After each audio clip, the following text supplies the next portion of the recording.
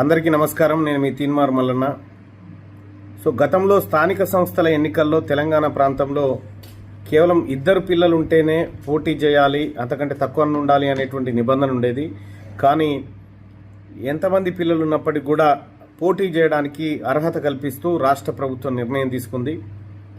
3 పిల్లలున్నా సర్పంచ్కి పోటీ చేయొచ్చు, 3 పిల్లలు 4 పిల్లలున్నా జెడ్పీటీసీ ఎంపీటీసీకి పోటీ చేయొచ్చు.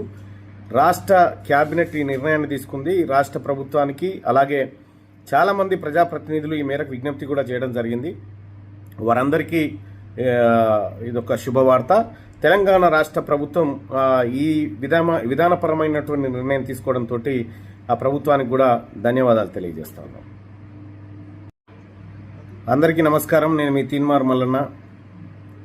గతంలో స్థానిక సంస్థల ఎన్నికల్లో తెలంగాణ ప్రాంతంలో కేవలం 2 పిల్లలు ఉంటేనే పోటీ చేయాలి, అంతకంటే తక్కువ ఉండాలి అనేటువంటి నిబంధన ఉండేది.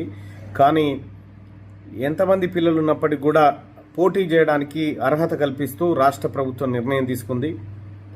3 పిల్లలున్నా సర్పంచ్కి పోటీ చేయొచ్చు, 3 పిల్లలు 4 పిల్లలున్నా జెడ్పీటీసీ ఎంపీటీసీకి పోటీ చేయొచ్చు. రాష్ట్ర క్యాబినెట్ ఈ నిర్ణయాన్ని తీసుకుంది. రాష్ట్ర ప్రభుత్వానికి అలాగే చాలామంది ప్రజాప్రతినిధులు ఈ మేరకు విజ్ఞప్తి కూడా చేయడం జరిగింది.